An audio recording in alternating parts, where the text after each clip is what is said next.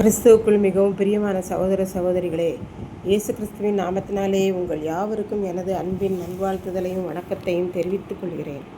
இன்றைய பகலின் குளிர்ச்சியான நாளின் தியான வசனம் யோவான் எழுதின சுவிசேஷம் 12ஆம் அதிகாரம் 24ஆம் வசனம். கோதுமை மணியானது நிலத்தில் விழுந்து சாகாவிட்டால் தனித்திருக்கும், செத்ததே ஆகில் மிகுந்த பலனை கொடுக்கும்.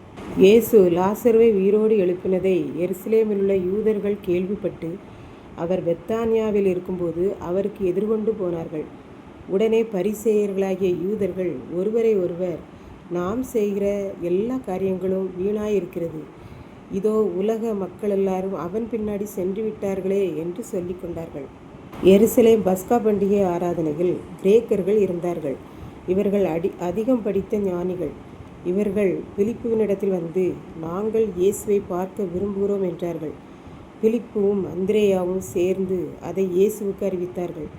அப்பொழுது இயேசு, மனுஷகுமாரனாகிய தேவன் மகிமைப்படப் போகிறார், நான் பாடுபட்டு மரித்து அடக்கமண்ணப்பட்டு உயிர்த்தெழப் போகிறேன் என்று கூறினார்.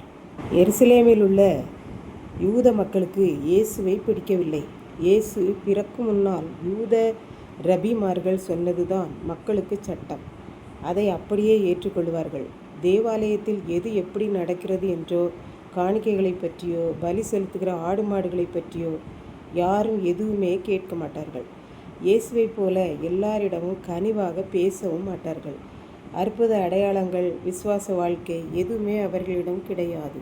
ஆனால் இயேசு பிறந்து வளர்ந்து எருசலேம் தேவாலயத்துக்கு போய் உபதேசம் பண்ணுவது, மக்கள் இயேசுவை விரும்பும்படி அவர் நடந்து கொள்வது அவர்களுக்கு பிடிக்கவில்லை.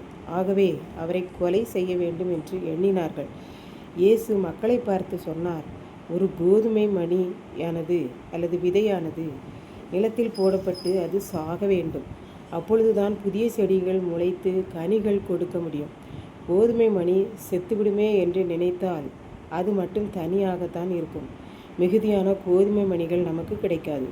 ஆகவே நீங்கள் பலன் கொடுக்கிறவர்களாக இருக்க வேண்டும் என்றார். இப்படித்தான் நடந்த ஒரு சம்பவம் உண்டு. ஒரு விவசாயி ஒரு மூட்டை நெல்லை நாற்றுக்கு தயாராக்கிவிட்டார். பின்பு வயலில் வேலைக்கு ஆட்கள் போட்டு எல்லா நாற்றுகளையும் தயாரான வயலில் நட்டார்கள். இப்போது அந்த ஒரு மூட்டை நெல்லும் மண்ணில் போடப்பட்டு அந்த நெல்லை காணோம். அது எல்லாமே செத்துவிட்டது. மாறாக புதிய நெல் நாற்றுகள் அழகாக வயலில் நின்று வயல்வெளி வாசனை வீசியது. பின்பு அந்த நாற்றுகளுக்கு தண்ணீர் பாய்ச்சப்பட்டது, மருந்துகள் அடிக்கப்பட்டு களைகள் எடுக்கப்பட்டது. அதன் பின்பு நெல் நன்றாக விளைந்தது, அறுவடைக்கு தயாரானது. அவைகளை அந்த விவசாயி அறுத்து எடுத்தார். 2 வண்டிகள் நிறைய நெல் கிடைத்தது. விவசாயிக்கு ஒரே சந்தோஷம். கஷ்டப்பட்டு பாடுபட்டதற்கு பலன் கிடைத்தது என்கிற மகிழ்ச்சி அவருக்கு. அந்த நெல் மூட்டை அப்படியே இருந்தால் ஒரு மூட்டை நெல் தான் விவசாயிக்கு இருக்கும். அந்த நெல் மண்ணிற்குள் போடப்பட்டு ஒரு மூட்டை நெல்லும் செத்து புதிய நாற்றுகள் முளைத்து பக்குவப்படுத்தப்பட்டு பின்பு அதிக பலனை கொடுத்தது என்று பார்க்கின்றோம். இப்படித்தான் நாமும் ஒரு வேலையும் செய்யாமல் அப்படியே இருந்தால் நமக்கு எந்த பலனும் கிடைக்காது. நாம் பிரயாசப்பட்டு உழைத்தால்தான் வாழ்க்கையில் பலன் கிடைக்கும். அதனால்தான் ஆண்டவர் சொன்னார், சோம்பேறிக்கு எந்த பலனும் கிடைக்கப் போவதில்லை என்று. இதை கேட்டுக்கொண்டிருக்கும் எனக்கன்பானவர்களே, இன்றைக்கு நாம் எப்படி உழைக்கிறோம் என்று சிந்தித்து பார்ப்போம். இதைத்தான் ஆண்டவர் சொன்னார், நீங்களும் நானும் கோதுமை மணிகளாக இருக்க வேண்டும் என்று. நாம் தனித்து இருக்கக்கூடாது. ஆண்டவருக்காக எதையாகிலும் சிறிய காரியமானாலும் பெரிய காரியமானாலும் செய்து கொண்டே இருக்க வேண்டும். அப்போதுதான் ஆத்தும அறுவடைகள் கனிகளாக பலன்களாக கிடைக்கும். இயேசு தன்னை குறித்து, நான் ஒரு கோதுமை மணியாக நிலத்திலே விழுந்து பாடுபட்டு மரித்து அடக்கமண்ணப்பட்டு அடிக்கப்பட்டு நொறுக்கப்பட்டு சாகிறேன். நான் செத்துப்போனால்தான், என் இரத்தம் சிந்தப்பட்டால்தான் உலக மக்களுக்கு பரலோக வாழ்வு கிடைக்கும். உலக மக்களுக்கு பலன், ஆத்தும அறுவடை கிடைக்கும். அப்பொழுதுதான் நான் மகிமைப்படுவேன் என்கிறார்.